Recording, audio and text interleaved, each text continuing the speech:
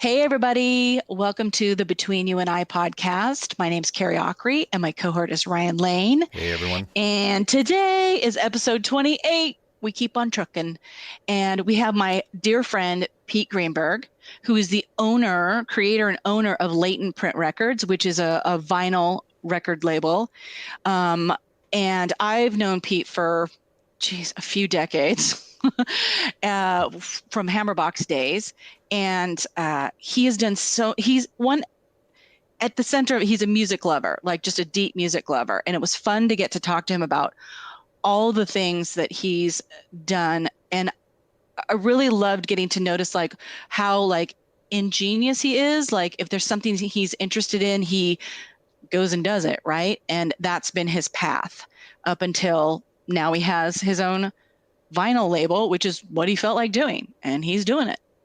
So I just loved catching up with him, and I hope everyone enjoys this conversation. If you love the conversations here, please subscribe and spread the word. I feel like we've been having great conversations, and that's what this podcast is all about. So yay, Pete Greenberg. I hope you guys enjoy it.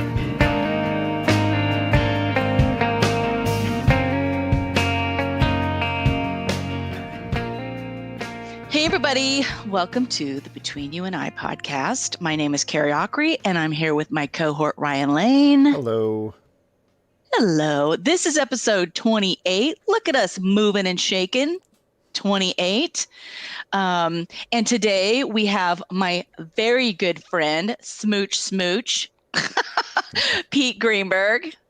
Oh, and my. I know, Smooch. He is the owner of Latent Print Records. He has been in the music business for over 2 decades now. Right? He worked with Goodness. I think I met you from the Hoedown Center. Is that so the Hoedown Center was a center that held Foursquare dancing, right, in the Tri-Cities. Yes. In between Richland and Kennewick, it's this cement block center, I guess. I don't even know another word. Yes. Wooden rafters, like it's just 4 walls and a roof. Super safe. Yeah. No kitchen. I don't recall a bathroom of any sort. Not that you would want to go there. I know. So it's fancy. It is the fanciest. Yeah. We'll have to get a link to, I think there's a historical site that somebody has. Yeah. But Pete and I are both from the Tri-Cities, and the Hoedown Center was a place that had tons of shows, and Hammerbox played there. Yes. I don't think Goodness did, because it was... Goodness did. Did we? You did. Well, thank you for being my memory. I was there. Yeah. Oh, my God. It was not a show I put on. I was, I think, working with you guys in the merch capacity, and I'd already moved out of the Tri-Cities, and there was a Goodness show down there with Goody Blick, I believe. So. Oh, yeah. Goody Is it Blick. ringing a bell? No. Yes. Not, but... Well, Goody Blick is. Yes. Remember the band? Yeah. It's just a giant blur, you know. That's okay. How that goes. Right. Well, and I feel like maybe that's around where we met, but you have been a longtime music lover and worn many hats. You have put on shows. You have been a booker at Chop Suey and the Crocodile Cafe in Seattle? Correct. Yes. You've worked for bands. I know you helped us for years and put up with us, and goodness. You unfortunately got to see behind the curtain, which I know is disturbing at times. We could talk about that. We can call it life lessons. It's just experiences. That's all. I believe you have me on tape at the drunkest I've ever been on stage. I was asked to destroy that tape, and I did destroy that tape. Oh, my God. See, that's nice. Yeah. You're very kind. Yeah, it was. I remember Garth just pulling me aside of like, oh, you have a copy of that. Could you just not just get it going? And I'm like, yeah. Fair. Nobody needs to hear that. That's fine. Oh, people would want to. I just don't want to. We'll talk about a shiny backpack you bought, I think. I don't know. I talked about my pants. Yeah. I like all kinds of things. And I remember... Great stage banter. I told you it was the one... it's the only time on stage I was ever crazy drunk. Like I was scared. And I remember looking back at Chris Friel on the drums, and he had a look of like hate that Chris never has. He was like, I'm gonna kill you. Like, and he's never like that. And I knew, even in my drunken state, I knew I was like, oh crap, like I'm messed up. That's when you know it's bad. When you know that you've had too much to drink, you're conscious of that. Oh, yeah. I've drawn the line. Oh, I love that we're just recounting it so people don't have to see the tape. But I remember Rick Friel was on tour with us, helping us being a tech, and he went to give me my guitar, and I swear to God he tuned it wrong. I can't remember if I was drunk or I couldn't play it, or if he had tuned it wrong, but like I hit the first note, it was wrong, and I just threw my hands up in the air and went, ah. That's all I did. Like, get it off me. And that's her signature sound to this day. Uh-huh. Yeah. I don't like it. Anyways, all right. But moving on into the future or the present. Okay. Wherever you want to go. I'm ready for all of it. You're ready for all of it. I'm ready. You're currently the owner of Latent Print Records. Yes. Which has re-released a lot of great stuff on vinyl. So it's a vinyl record label, right? Like you do strictly vinyl. Yeah, that is correct.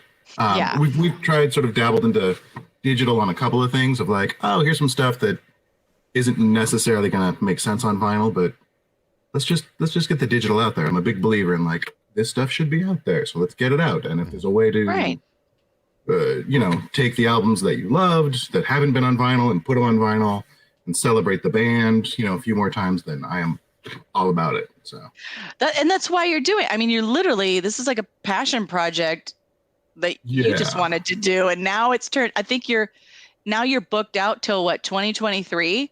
Yeah. In terms of project. I mean, and it sounds like, oh, that's huge, but like it's like 2 to 3 releases a year, but it's still takes one man pushing the boulder up the hill. Yeah, with a lot of friends helping out on the way. But how does that work? I mean, because there's not a lot of vinyl production anymore these days, right? I mean, like, where do you go? You would think.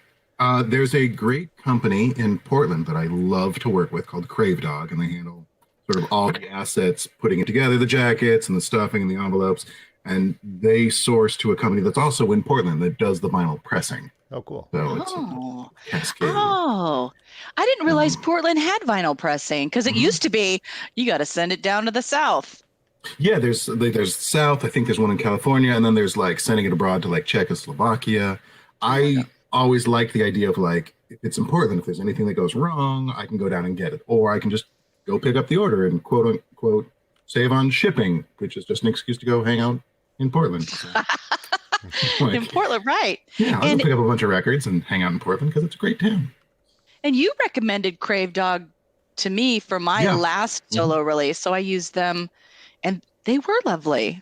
Yeah, they were so nice, and super nice. That means a lot.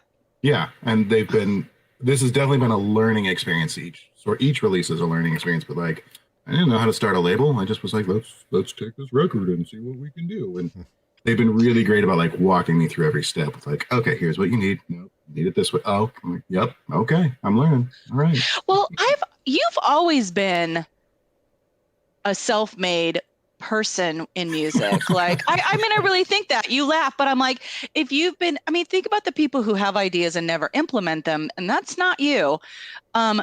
You have been interested in music, and look at the things that you've gone and done, right? Like, other people just don't do that, right? So will you just give us a history on you? Like, when you started really getting into music, or even like when you realized like, oh, this is my jam. Like, I want to be a part of whatever parts of this I can.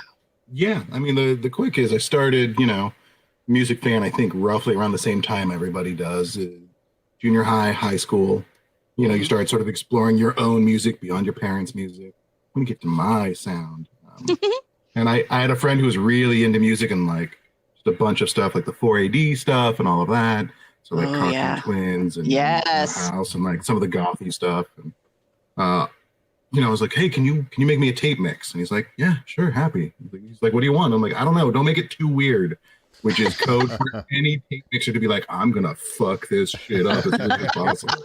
Which was the right call. Right. Like he's just like, oh yeah, here's just insane stuff. And I'm like, I love all of this. And that just boom, we're off like a shot, right?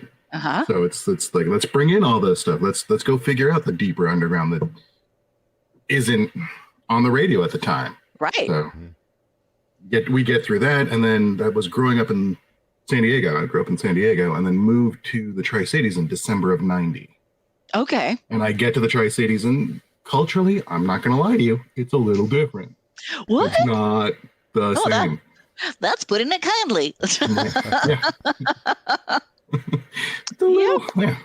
So it's, it's a whole lot of like, hey guys, let's talk about like Alien Sex Fiend and Virgin Prunes and Sisters of Mercy again. And they're like, what? I'm like, okay. So here we go. Mm-hmm.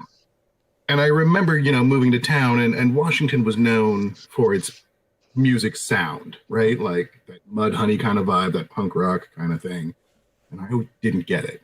I don't get it. Like, I know that everyone's going to these shows and they're seeing bands, and I'm like, I don't get it. This isn't until someone was like, oh, you got to check out Hammerbox. And I went, what? Who? Oh, well, really? Singers from here. And I'm like, tell me more. Like it's the like local connection, and someone handed me a tape, and I went, I get this. This I get. It's melodic. There's structure. There's, it's not just like angry, which I do love, but it has to it needs a pop sensibility for me to have some sort of understanding of it, or at least then it did. Now I'm all over the place, but fine. So that was my light bulb moment of like, I'm a stranger in a strange land. But now it's starting to musically make sense. If this is here, then what else is here? It's just domino effect. Well, I feel really proud to have been the first domino. Yeah. That's awesome. I love that. You guys were great. And in fact, that first show I saw at the Hoedown was not my first show in the Tri-Cities, but like the first one I knew what I was getting into. It was like, okay, I'm going to go see this. I'm going to go see this band. I'm excited. And our high school had a radio station. Oh yeah. So like you could go beyond the air, the high school. I'm calling from 88.1, and you're like you can listen today. Like people it still exists, and their voices are still cracking, and there's they're doing the best they can, which is great. Yeah, great. I'm so glad it exists. I'm not trying to knock them at all. Just know what I sounded like on there, and I got it in my head. I'm like, oh, Hammerbox is coming to town, and I'm on the radio. High school radio station. I work there. I'm going to go interview this band.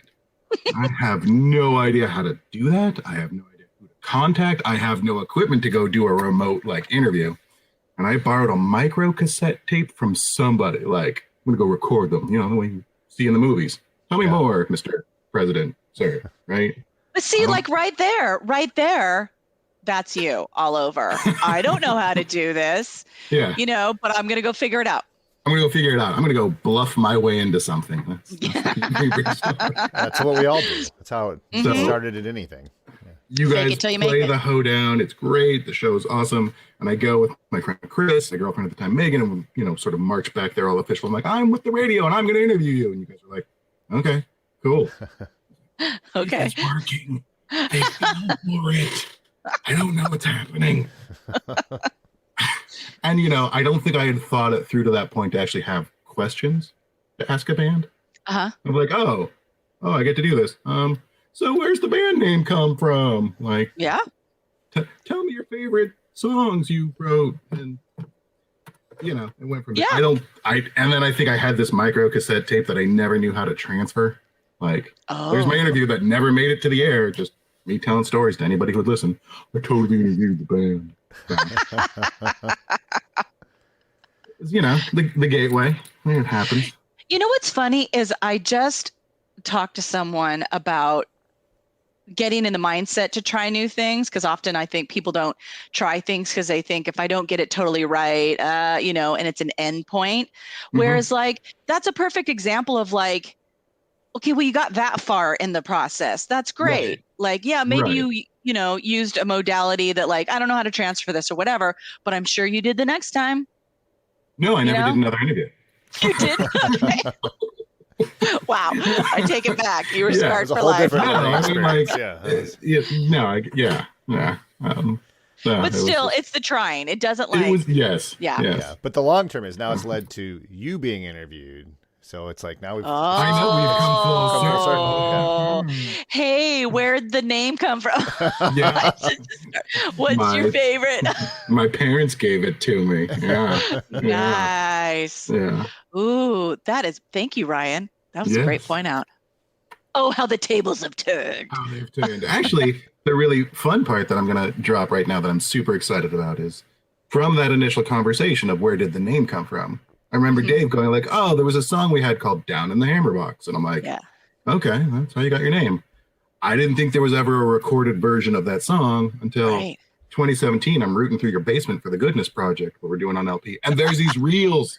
There are reels, just reels of Hammerbox stuff. And I know the catalog enough to know that I've never seen those Yeah. song titles before.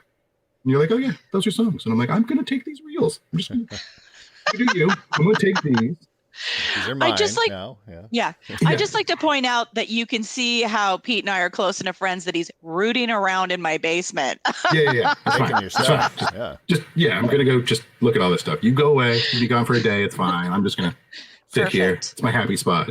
Uh-huh. But we've transferred the reels and we're gonna be putting them out on a Ooh, 7-inch that's right. Hammerbox 7-inch. It started with a 7-inch. It'll You heard it end. here, folks. You Yes. heard it here. So by the time you listen to this podcast, the announcement and campaign should all be out. And there you go. Mhm. So I know. yay! I'm excited. I know, Yes. right? God, I do love stories like that. Like the whole, oh, I met you here, we had this exchange and now it's, 2021 and we're close friends and Yeah. I'm putting out that music, that you did when I first met you. I just love that shit. I do too. Yeah. Circle of life. I don't know. Maybe that's It's to me it was always important for the label of just like these bands were big, right? Tour big, whether it's regional or local, like Mhm. big. They had a huge fan base. There was a crowd. Yeah. And then just to have it sort of disappear, it's like, no. Like these bands are still something, right? They still resonate with people. Let's go have that conversation. Yeah. It's still good music. There's still It's still good great music, work that right? was done. Yeah. Yeah. And like, hundreds, if not thousands of people used to support this band or come see this band. Like, let's Yeah. not forget that they existed and let's appreciate that. Like, hold on. Let's keep this Well, going. And I'm always flattered when someone, to this day, will be like, oh, yeah, I still listen to that record over and over again. Like it stands the test of time. Or with Hammerbox, I get messages from South America all the time, like Brazil and everywhere, Yes. because we ended up having 2 songs on the Road Rash video game. Yep. But I don't see any dissipation of the love for that band or my singing, I guess. You know what I mean? Like to this day. And I appreciate that. Yeah. Any artist That has to be such a great feeling of like, hey, remember this thing that you did half a lifetime ago? I still love it, and it still means the world. Like, or the And it people are means like, something, I just found you, or I just found you again, or yes. Yeah, I have a friend who has a Goodness CD stuck in his car CD player. He's like, it's been that way for years, but he's done nothing to change it. Like he hasn't changed the CD player, he hasn't gotten it fixed. He is perfectly content. Like it's stuck there, but that's a great CD to be stuck there. I love listening to it. And it's just like It's a good default CD to have. Yeah. Yeah, I'm like, all right. So You're just stuck with me. I had a Daft Punk one stuck in for like years and years, and I did burn out on it though. I get that. That. That's fair. Oh my God, that cracks me up. Oh my God. Okay, well, Pete, what happened from there? Tell us, okay, you were interviewing, that was foiled. That was it. That's done. Then what? That's the career. I don't need to go further. No, I know. a high school radio station to, college where I went to Central and then was like, oh, well, my friend Carrie, who kind of knows my name now, is in a new band called Goodness. Let's have them come play. And did a show at Central. And then I finished college, went back to the Tri-Cities for a little bit. I'm like, well, I'm just going to put on shows because no one's putting on shows. Tri-Cities is one of those places where it's like you're there for a sort of certain handful of years and then you move. Or you stay for forever. Right. Yep. But the people who were putting on shows had all moved out of town. So I'm like, well, how hard can this be? Famous last words. How hard could this be? I'll figure this out. It's fine. Like, you get a sound guy and you get some stuff and you pay people and people show up. It's fine. I'm like, oh, right. Mm-hmm. Negotiating contracts and understanding that, like, just because you want 1,000 people to show up doesn't mean 1,000 people are showing up. Right. So, Yeah. I don't know how you do that. I don't know how. I wouldn't be able to put up with that. I mean, the option is, like, I could not do it and then it just wouldn't happen. Yep. Like, I can wait for someone else to put on a show, which would be great, and then it wouldn't happen. And in fact, actually, that's sort of how the label started. Is I tried to pitch it to a couple people. Hey, I have some projects in mind that I know will do well. You should do them. And they're like, nah, I don't think it's going to work. Yes. I don't think it's going to work. And I'm like, well, I still think it will. I guess I have to do it now. That's the thing I loved about, or I still love, kind of about, I don't know if it's just punk rock or whatever, or maybe it's just being like that, where you're like, yeah, I'm not going to wait for anyone to give me permission. And I'm certainly not going to, after a while, wait for you to do, if you're not going to do it, I'll do it. Yeah. Like because, waiting on people is just infuriating. Like, because if they don't get it, like, or they're busy or they're doing their own things, you know what I mean? Like you're hanging there. And so it just is best to, like, learn how to go, I'll just do it myself.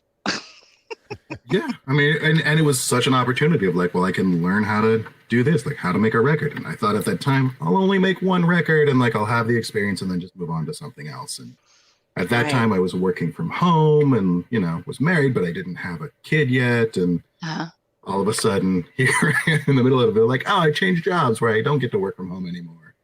Oh, yeah. And I have a kid now and I'm really tired and trying to do a label. Yes. And, like, I don't have as much free time, but it still is, it's found a way to balance itself out. So. Well, I'm glad. Now you have the experience. You made one album. Yeah. Now you know how to do it. So you make one, and then the second one's just as easy. It's not. They all have different quirks. I mean, like, I appreciate learning so much because coming into it of, like, oh, no, you guys recorded the album, so you still must have the songs, right? Still have the recordings, and you have to have the artwork. No, that is not how it works. Surprisingly, people don't keep things that are 25 years old like that. Or right. It's on a computer that doesn't exist anymore, or whatever. Right. The originals could never be found. Like with the Goodness record that we did, we had to recreate the master, which was a whole process I didn't know you could do. Right. Yeah, how do you do that? Do you take it, like, from some CD or something? This is the best we took quality? it from the CD. We took it from the Y Records release because I like that sound better. I thought that just showcased you guys so much better. And then we ran the CD through this peak restoration software that I learned existed at the time. John Goodmanson, who helped record that album, was like, I have this software that it might work. And I'm like, let's try it. Let's see what happens. So the software just makes it sound like it's the original recording. It puts back in, like, the little wavelength, the tops of them, little peaks, right? Okay. So like when your needle is playing on the record, it's not scratching across. It just allows it to bounce up and down to get you the sound. Otherwise, it's going to sound terrible. This is all stuff I learned. I did not know. Not an audio expert in any way, shape, or form. So it's like, that works. You're willing to learn. Like, there's a patience. There's a patience talent in there that's required for that. I'm sort of tenacious in that, like, if I have an idea that I like, I'm not letting it go. I'm just not. That's great. I'm just going to annoy people to death with it. Like, they're either going to say yes because we like the idea of a record, or they're just going to say yes to get me to go away. Like, it's fine. I don't care. Success is success. Yeah. Like, no, this is the thing we're doing. And I don't think, like, people fully realize of, like, okay. In fact, the first band, Small, from the Tri-Cities that I did, was like, I have this idea and I want to do this. And there was 5 members and I went to them. They're like, well, and they each said yes. But individually, they're like, I'm going to say yes, but the next guy's going to say no. And they all had, like, different people who thought would say no. And I came back to them. I'm like, you guys all said yes. And they're like, wait, what? Really? That guy said yes? And that guy said, yep, you all said yes, so we're doing it. Let's figure it out. I'm just wading through that, Pete. Like, just your patience to wade through, like, an artist getting back to you at all. Like, I've always thought that, even when I'm the artist being a pain in the butt, I've been like, God, I admire that. Like, I know I'm driving him nuts, but he isn't going to stop. And I want some of that. Yeah. Like, how does he do that? I would quit in a hot second. I Be like, mean, oh, for God's sakes. you have to assume best intentions, right? Like everybody's busy with life, everybody has things. This is not the label, the projects, whatever. This is not a thing that should be the first and foremost. I get it. Like it takes a while to get it done, then it takes a while to get it done. Like, but we'll get it done. I'm not going to stop, and I know you're interested, so like let's just keep moving forward. I'll keep bugging I mean, you. do you just have a place you can go inside your mind that can be patient like that? Like doesn't, you know what I mean? Like it'll get done when it gets done and I'm going to keep going. And that's all there is. Like, is it calm like that on the inside? For the most part, yeah. I mean, like once we start running into like scheduling of like, okay, here's the date we need to launch, here's the date we need to, send off pressing, here's the date we need finalized everything. Like that gets a little more, no, I need more interaction. I need more engagement. Yeah. But for the most part, like, yeah, we don't have a determination on when it's coming out, right? Yeah. Like, I think it takes being able to get in that state of just not worrying about it. Like, yeah, I want to do this. I love it. Well, nobody's in a rush, right? Like it's just a project. That's great to get yourself. That's something to think about for people in any of their projects. Like just, okay, you got to get in a state did you want it? Well, I bet too, it's like, if you really wanted to do it, you'll figure it out, right? Because you still have that motivation to do something, right? And you got to maybe lean on that sometimes during the bad times to be like, do you still want to do this? Yeah, I still want to do it. Okay, then we can keep going. And I can say with every release that's been put out, I've been excited to see them come to fruition. There's been none where I've been like, I wish I hadn't done it.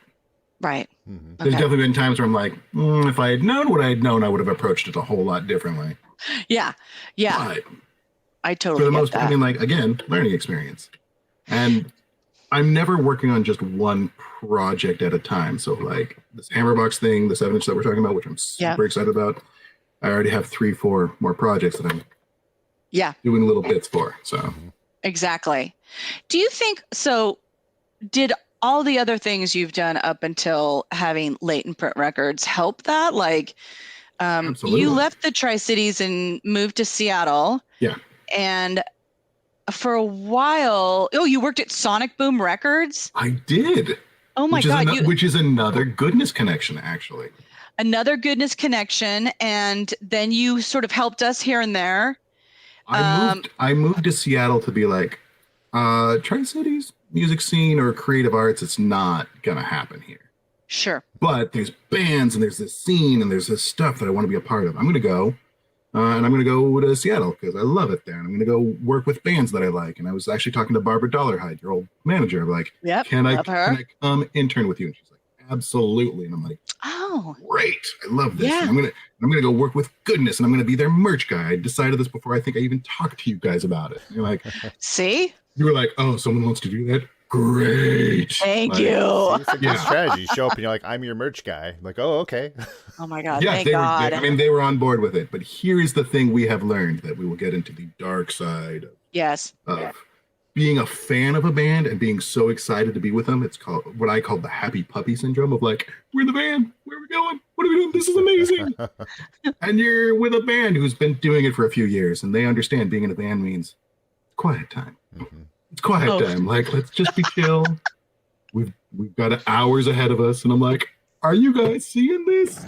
There's a road out there. We are traveling in a van down the river. Down by the river. Like, this is amazing. Like, no, we've done this drive. We've done this drive. Right? Yeah. I remember that. I remember feeling kind of bad. Like I was torn because I was like, oh, I'm sorry he's got to see this, but I also need to take a nap. So you need to chill out. Like, I don't know what to do for you, but you need to calm your shit down. Funny now. Yeah. Well, and I think on one of those, one of the goodness trips, we had a mishap. I made a mistake. Let's just call that. Really what happened was I made a mistake. We had played a show. Pete was with us, and we played a show in Spokane, Washington, which is northern eastern Washington for anybody who might not know that. And then our next show was in Boise, Idaho, which was literally like straight south. Yeah.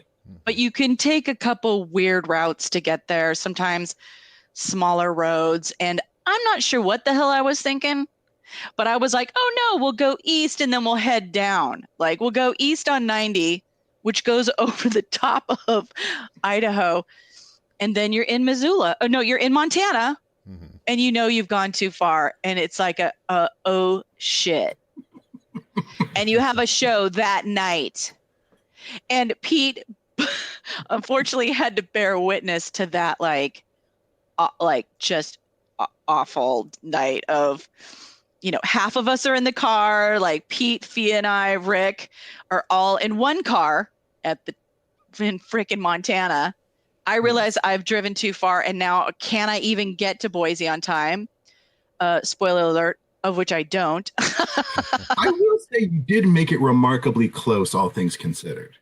Like, yes, we showed up right as the band was loading out and the night was done. Is that close? Is that even close? But that's like within an hour or two from like being in Missoula to get to, like, I would still call that remarkably close. Oh, well, let's remember, Pete, I mean, also it doesn't got accomplish that you made the show. Yeah. It's a small detail, but yeah. It's right, yeah. Totally missed. Two things. Let's remember I got a speeding ticket on that drive. See, if you hadn't been pulled over, you would have made it on time. Exactly. Yeah, I don't know. And the whole time we're having to inform the band, the other half of the band that is in Boise at the club, slowly but surely telling them, yeah, this ain't going to happen. And this is people like Danny, Chris Friel, and Garth, who do not take that shit lightly. Like No. Chris Friel is a show must go on kind of guy. And so he is a kind gentleman. But you can only, that's one place you push Chris Friel and he's like, and that's probably the most angry Chris Friel gets is like, really? Like, God, whatever. And so Mike Todd, who was our sound guy, recently in one of his Facebook posts had told the story. And what they ended up doing at the club was they ended up creating a band called Badness. And I don't fucking around. I don't know what it was. But I also remember walking into the club and all of the people that worked at the club were like, fuck you. Like the guy wouldn't serve me any alcohol. You're just like, yeah, no. Yeah, strangely, your day the is lyrics done. to all of Badness's music was how they hated Carrie. Right. Yeah. I don't doubt it. Why everybody was mad. Yeah. It was, not a highlight per se. It's funny now. But do you remember, Pete? For years, that story was not to be told. Like, we literally did not tell that story. No. One, because, Pete, do you remember, like, that was the first time you ever had to see us, like, fighting, like, in the car, and you were uncomfortable. You were like, I don't want to see this. And I think I even turned to you, I was like, sorry, but this is it. Like, we're all, get over it. Like, we're mad. Like, we're mad at each other. Yes. Yes, I came from a very sort of dysfunctional family, so conflict of any kind would set me off of like, I don't know. Oh, I don't know how to process this. I don't know how to handle it. Right. Yeah, it's just like, it happens. I did get some of the best advice ever from Mike Todd, actually, during one of those phone calls where we had to stop in the middle. And Mike was just like, if there's ever a time you can get yourself between the two people who have the most tension, and talk to the other person on the other side, like talk to me who has, the least amount of tension, like do the best you can just to separate that out. I'm like, because that'll help calm it. I mean, like right or wrong, like I get it from a crew sort of standpoint. Sure. Yeah, like, I love that you guys were handling us. That's nice. That's a part of the job, right? That's what he's trying to do, right? Like just try to handle it and try to like Mike. Yeah, it was. He great. was really smart that way. No, he was a killer sound guy. He is a killer. He's great at that, and he's kind. And like he was all you guys, like you were help. Even if one, I wasn't mad at you, right? It was just tension that was, of course, going to come up, but it was also like I always kept in the back of my mind. I was like, these people are here to help you. You know what I mean? Like they're working for you, but they don't have to be here. And so I always kind of had that in the back of my mind. Like you drove, so we did, but I know, but you know what I mean? Like ultimately as a human, you have choices. Yes. So that's always, and that's kind of my upbringing too, like politeness and princess gracing it and whatever. But I think that's true. So, and I felt bad that you were uncomfortable, you know what I mean? But I was also in a phase of learning how to like say what I think, you know what I mean? And so I was like, I'm fucking mad, Fair enough. That's how it is. And I'm comfy. Sorry, you aren't. Yeah. Oh, my poor friend. Anywho, I but do so also remember Dr. Heavy, Mike Todd, getting super drunk that night and in the hotel room just going, get him. And like Danny and Chris, Garth, yeah, they're all looking at me and I'm like, this is not going to end well. I just ran. I'm like, I will be gone. We're that's drunk. I can right. outrun you. This is, I, to this day, I don't know what was going to happen, but nothing good. Just nothing good. Well, if Mike, Dr. Heavy is what we call him, if Dr. Heavy and Danny were wasted, you should have run. Yeah, I did. Oh, that's hilarious. Oh, and I forget that you interned with Barbara and Deborah Chapman, right? I never actually interned with Barbara. She closed up shop right as I got to town. She's like, I don't want to do this management thing. But I did sort of assist with Deborah. That's, some of the learning ropes there. Deborah she's a beautiful Barbara's person. assistant. So she was great. It was awesome. It's like, all right, we're doing this. Like, let's do this. Yeah. She was another person who had to put up with us. Poor girl. But yeah, Barbara Dial-Hart also was like the best manager I've ever had in my life. Like she actually loved us. And when she said she had to be done, I mean, it was, the industry is rough, right? We all know this. Yeah. And it was literally kind of killing her. Like she had a slip disc. She was smoking like crazy. She's like, I can't do this anymore. Like I'm getting on. And it was, and we all understood. We were all bummed because she was someone who, one, was smart. Yep. She helped us get signed through her connections to Love Atlantic. I mean, a little bit of, she knew Eric Greenspan as a lawyer and all. Anywho, she helped us get there, and she actually loved us like deeply. Yeah. And that's hard to come by. Yeah. Someone who will fight for you, but it's hard to fight an industry that is not fair or rational. And so she had to quit. She had to walk away. Yeah. And we all knew that. So after that, when did you start? Well, you were working at Sonic Boom Records. I remember that. So we would do in-stores. Yeah. But when did you start? The first in-store you guys did there. In their tiny first little shop. It was a small little shop. You guys did a Showbox show, and then like the next day we're going to do an in-store at this brand new little record store. Yeah. I went with you guys. And I was like, oh, this is awesome. I love this place. And I was living in Ballard at the time, and it was in Fremont, so it's like 5 minutes away.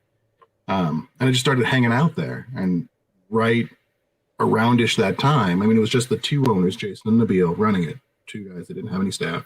Yeah. Right at that time, I went through a breakup. I'm like, well, I need to get out of the house and do something, but I don't know where to go. Right. I'm going to go bug those guys because they can't leave the shop. Like, they're nice, and I like records, and maybe they need help. And I just kind of kept showing up. This is my method. Till one point, they're like, oh, well, we have this conference in Portland. Do you want to watch the shop over a weekend? And I'm like, yes, I do. Yes, I do. And I got paid in records, and it was great. I was like, I'm gonna do this record thing for a while. I'm gonna do this record shop. Yeah. And they finally started hiring employees, and they brought in Nick Harmer, who you guys might know from the Death Cab for Cutie. Yep. And he had worked in record stores before, and then he started getting a paycheck, and I was like, wait, we can get a paycheck? Hold on a minute. For this whole Can I get one of those? And they're like, yeah, here you go. And I'm like, boom. Wow. And did that for a handful of years, and it was great. Loved the experience. That's really cool. I love that. Yeah, because they end up having 2 locations. They had 3, and I'll say like 3.5 because they had that general store in Fremont as well. But it was like Ballard, Fremont, and Capitol Hill.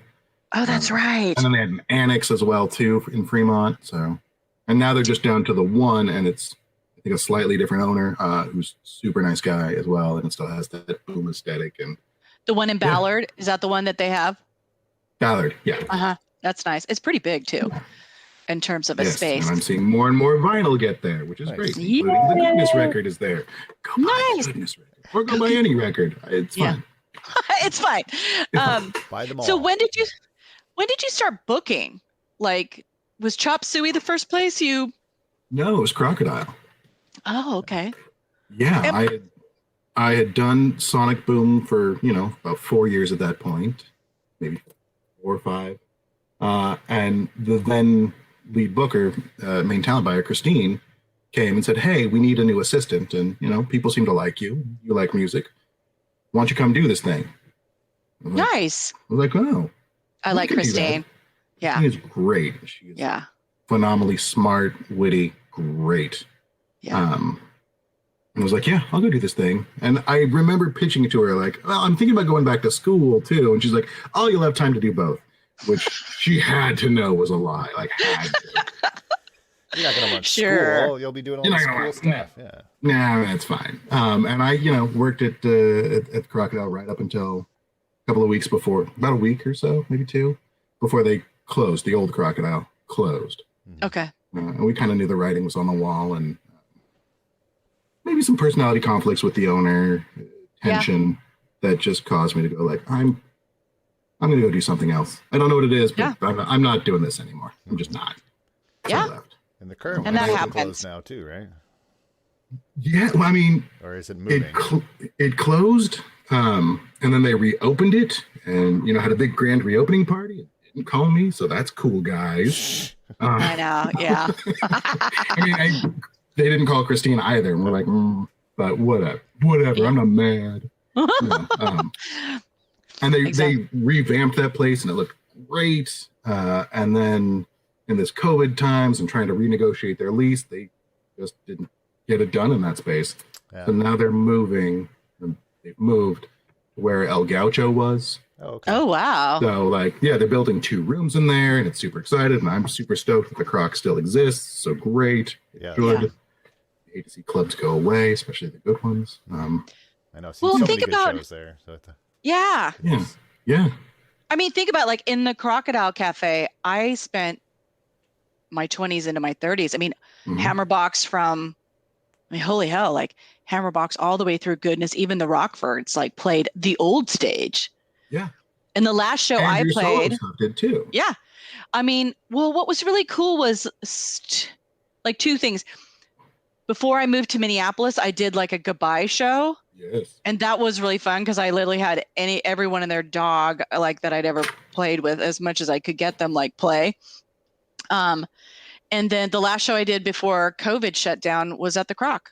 No, was that Alma Mater, but I played a show at the Croc. Yeah. The last show in Seattle. Yeah. Well, and sometimes at this age, I'm like, sometimes it's hard to walk into old places because you're like, I can't come in here anymore. Like there's so many memories in here. I don't even care what shape this room is. I got to get out of here. Yep. Fair.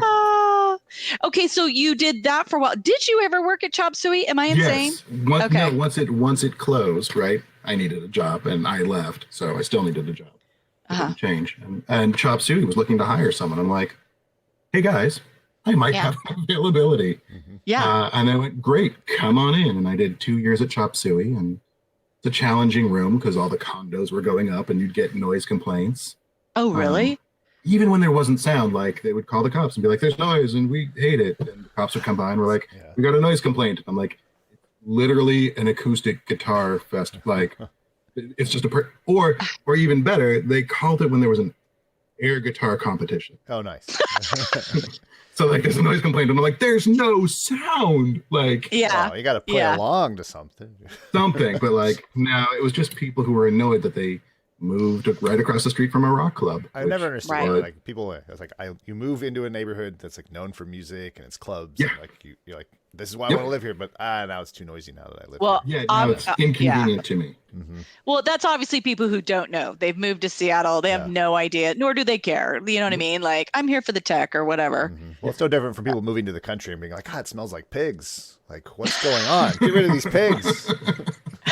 Where's my Martha Stewart countryside? Everything's so dirty here. Exactly. What do you do with all this dirt? So much dirt. Well, and you must have then, I mean, we've seen the evolution of what Seattle is now. Yeah. I mean, you must have been on Capitol Hill, especially, and at some of these like, clubs that have been there for. You must have watched an evolution going on of like, wow, this city is changing. And yeah. I mean, I got out of sort of club booking in 2009.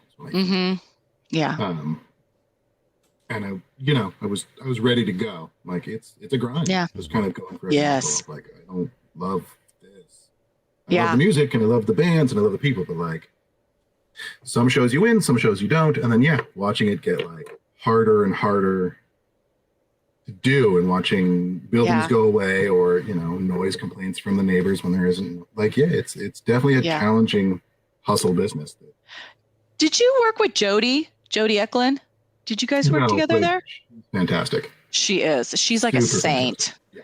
She's a saint, and she's a lover of music like you are. And she worked at Chop Suey for a while, but she's got her own place now. Yeah, I think that's great. I think she came in like a booker or two after me at Chop Suey, and I was like, oh, if that is the right person for that room, that's brilliant. Yeah. And then a few years later, I'm not good at the math on that. They let her go, and I was like, that was a mistake. That's just a big mistake. No kidding. And I get it. Yeah. Well, it had new owners, right, from LA. Yep. I met the gal. I met the gal who was I liked her. I had one evening with her, but I didn't work there. So, well, what did you do? Once that was done, did you need a break? I needed a job. And I had a friend at Microsoft who was like, hey, we've got this Zune project thing going on. You want to come work on Zune? that? Program What? the music store. And I'm like, I absolutely do. And make all the jokes you want about Zune. I will defend it till the day I die. It was cool. I don't care what anybody says. It was cool. Thank you. Yeah. It did a whole lot of stuff before the other things were doing them. Like it had a radio in there where, your iPod didn't at the time.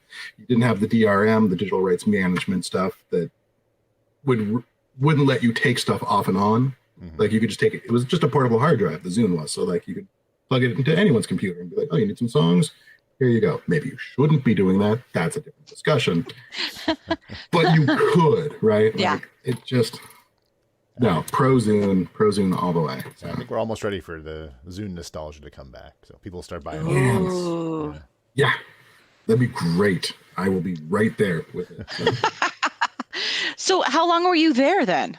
I was there for about a year, and then went to a different contract at Xbox or Microsoft for Xbox, and then another one back to their sort of music service after they rebranded from Zune Music to like Xbox Music to Groove Music. Mm-hmm.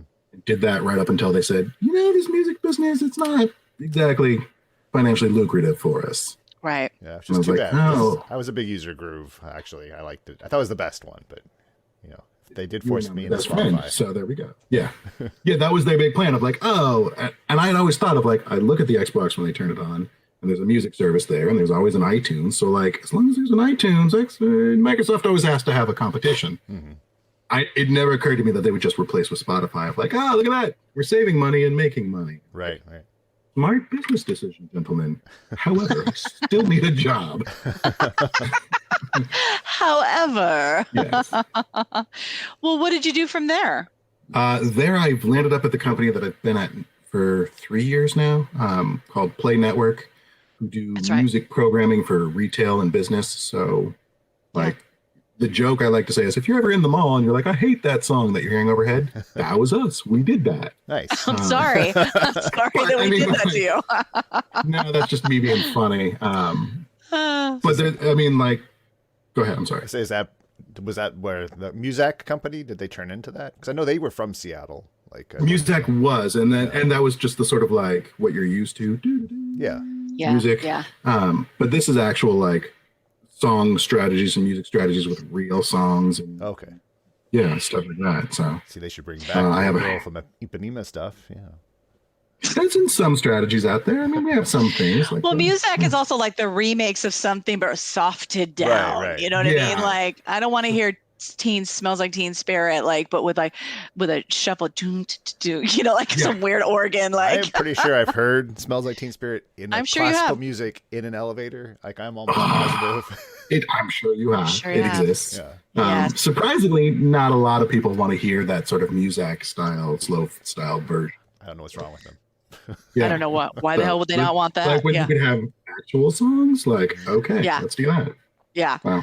Exactly. Well, it's so funny. When I moved away right when I got back, and then we got back, and that's when you and I started getting in touch again.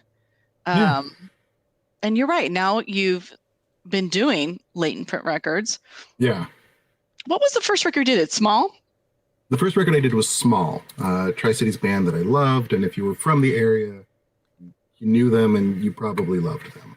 And they, did this really great thing for, at the time, being a small band from the Tri-Cities, being able to get out. They had a weird PSA spot on MTV at the time, and they got like national attention, and it just shouldn't have happened that way, but it did. And it was, right? Like, it just, how does anybody, like, yes, the Seattle scene blowing up and like causing sort of that trickling ripple effect of like, well, what else is cool in Washington? I think helped. It definitely brought a lot of attention, people looking around, and the good stuff will always sort of rise. So for sure. I think that definitely helped them. They had a management system too, a couple of guys from the Tri-Cities who were super dedicated. They're like, yeah, we'll just get on the phone and we'll call. I'm like, we just called everybody. We wrote letters and we just, they hustled amazingly. So, I mean, it's so important to have a team. Yeah. You know what I mean? Like, it takes a team to like run your band business. I mean, for a long time, it's just the band, right? But if you want to get any farther than your region, you got to have more than yourselves doing that. At some point, the artists hopefully can go do the art. And I think that's where they sort of excelled, and maybe the business side of it or the promotion side of it, they're like, I don't know what to do. A couple of people who wanted to.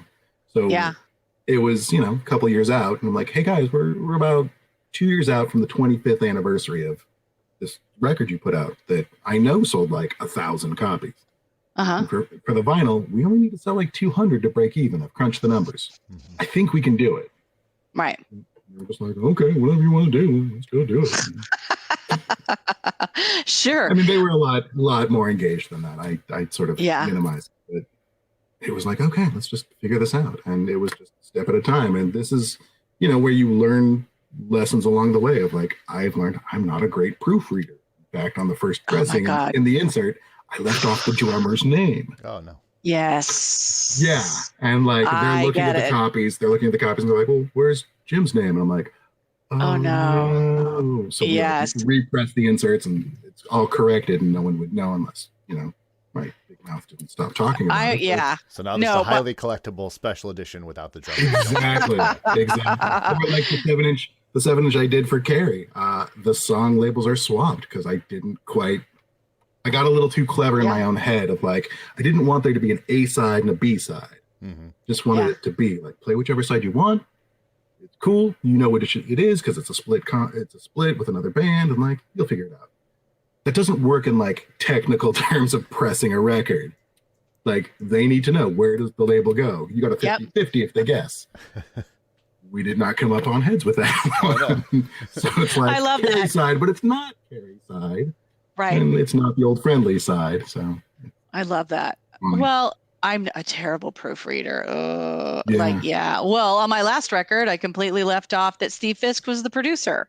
That's bad.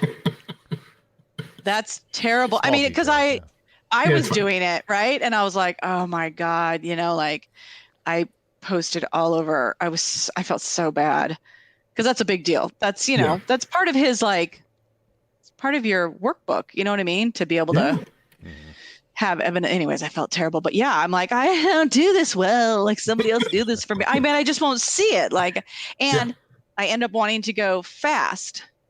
Yeah. And so then I always miss something. So we're a lot alike that way. But I mean, you have a lot more. Like, so what are all the ones that are out now that you've done? You've done Small, you've done Goodness. Yes. Black Happy has 2 records. We did them both at the same time, which was like, you can do 1 record at a time. Let's do 2 at the same time. How much harder can that be? Trying to proof 2 different things. And which was a whole interesting licensing process from Sony because they technically own the rights to that record. So, let's figure out how it happens because I'm just going to keep asking questions till people tell me no. And it worked. Okay. Good.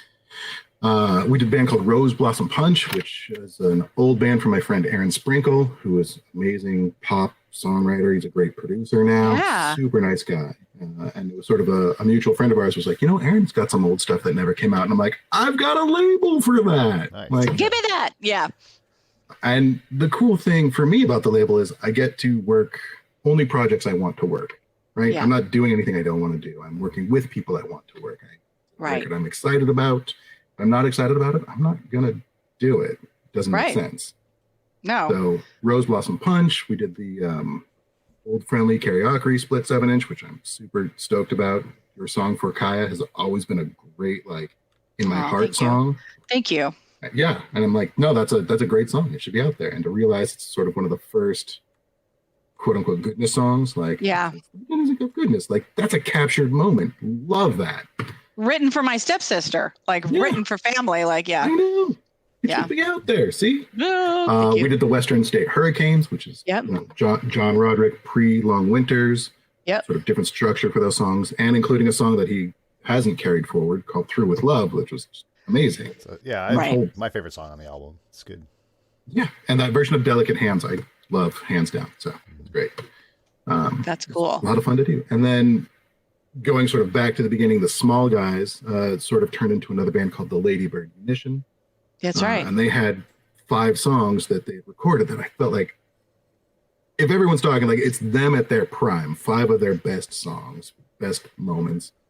The recordings needed some cleaning up, but it never really got out there other than like a circulated, like, dubbed tape to a handful of people. I'm like, there's no recordings. Let's put it out. Right. Yeah. We got it out, and we had shows lined up, and COVID. Oh my God. Yeah. I mean, we still sold some, which is great, but I'm like, no, I need the shows to sell the. Yeah. Well, and then you've done, like, you did the digital release of the first time Goodness ever played, and it was live on Jack Straw when it was KCMU. That was cool. And you keep finding things from my basement that are like, like the first time I ever played my solo stuff on Jack Straw on KCMU. And will be coming out at some point for digital listeners. At some point. So for fun, that's coming. And then like the Hammerbox stuff that's coming. And I think you and I even talked about wanting to re-release that whole first record on vinyl, but we're like, that might be way down the way. Which you might be reels in my closet. Which you whenever you like. Whenever you like, Pete. I'm just gonna take these reels. You're like, you need help? Nope, they're mine. Well, precious. And you might be doing some stuff with, I guess it's still maybe, but like Lucky Me, one of my all-time favorite bands. Yep. They have a phenomenal record that was supposed to come out on Revelation? Revolution, probably. Revolution. Because there is a Revelation. Yeah, it's different. Revolution. And that label folded. So there was only like promo copies of this record ever put out. Oh, yeah. And then I think Nylene put it up on like Bandcamp. And I think you can find it on, weirdly, you can find it on Apple Music, but not Spotify. Oh. I don't know why it doesn't carry through, but it's out there. It's called Honeymoon Sea. And it's I love it. So I love it. I love my favorite song is The Wave. Oh my God, I just freaking love it. Yeah. The whole thing is a killer sounding record that John Auer produced it. So it's got, John Auer bells and whistles, and it's phenomenal. Well, and I do love and appreciate, and I think any music fan appreciates, is that in this area, and like a lot of areas, but in this area, like incredible music has been made that stands the test of time. Yeah. And, I appreciate that you're bringing some of that to light. And, I just really appreciate that. And people should know that, like, you're a deep music lover. Like, when they go buy a record, they're a part of your ethos, right? Like just the fan, the music lover's ethos, right? Like, here's a guy, loved music, has a company, Latent Print Records, putting out music for himself, for you, that you wouldn't have access to, and you're supporting, people buy and support you back by buying the vinyl. It's just a good exchange. I appreciate that. And I think that's a big part of who you are as well. I think that's a part. You're a fan too, right? Like, yeah, it's what record labels should always have been. It seems like before giant companies took them over and turned them into this machine. Yeah, I mean, the whole model is really confusing. Here, we're going to give you $1 million. Maybe it's not $1 million. Yeah. Although in some bands' case, it is $1 million. We're going to spend $1 million. Hope this works. Mm-hmm. Like, or worse, right? Or worse. Like, we spent it. We change of, there's a change of the leadership guard, and we just don't care. Like, they have at some point you know, in a certain time, like they just had that much money and they would be like, oh, whatever. I'm like, oh my God. Like, boom, you're gone. No, nobody knows you or cares here. You're done. Like, just like that. It wouldn't even matter the merit of your music or that it could survive. Someone just doesn't care. They gotta, you know, they're gonna do their own way of proving their success and blah, blah, blah, blah. Right. You know what So, I mean, technology now sort of allows for, I think, labels like mine to exist. And I'm not the only one out there doing stuff like this, which is great because there's a bunch of records I love that I don't have time to get to, and I'm appreciating that other people do. Well, and I like, you know, the people listening here, I think for the most part are from the Northwest. And so, you know, I like to be able to say, go support Latent Print Records. I mean, you are investing in, but you're investing in this area's music and supporting someone who's providing that for you. It's a good exchange. Yeah. I think it's a really good exchange. I agree. Right? Well, and, you know, and I just also an appreciation for you. Like, I think people should know your accomplishments and your experience and your drive, right? I think people need to know that and take it serious. Saying they're not taking me serious? Well, you know, I got gripes. People can be presumptuous and whatever, but here's what it is, people. Pete Greenberg has got a lot of things here, and he has a killer label, which he came up with, and go support it. Happy to have him in the Northwest. Back off anybody who wants to tread on that. Or buy some records. It's fine. Yeah, just buy. All right, I'm all ready to fight for you, Pete. No, I know. I didn't know there was a fight, but apparently there is. I'll pick a fight anywhere. You know that. Yes. Yes, you will. But yeah, no, and I just appreciate it. And you know, I love you as a friend, and I feel like you and I have actually become real friends. And you know, because you can know people in a scene and have spanned time together, but that doesn't necessarily make you real friends. And I feel like we are real friends. Yes, I would agree with that. Yeah, finally. I appreciate you, and I love you. I told you I wasn't going away. Well, you know, that is what it takes sometimes. Determination, hey, It's not just that though. It's because Pete's Pete, right? Like nobody hang out on my doorstep and hope we'll be friends one day. I mean, God bless you, but like it's not that easy. Listen, if they can find where you live. No, Pete. Don't encourage them. Yeah. Stop that. In the deep recesses of Everett. Yeah. Keep going north until you hit the border. Keep going north. Yeah. Kind of near Bellingham, but just to the side. It's fine. It's fine. It's fine. That's what I love. It's just fine. Well, Pete, thank you so much for being on here. It's a pleasure, of course. Absolutely. Thank you for letting me ramble. Oh, no, of course. I think it's important it's, you know, your life is another landscape of a music lover, and I think it's good to share that. Yay. Yeah. So fun stuff coming out in the future, everyone. Yes. On Latent Print Records. Get excited. I will be. I All right. It's thanks, great to get these things off my desk. So there we go. Thank you very much. Thank you.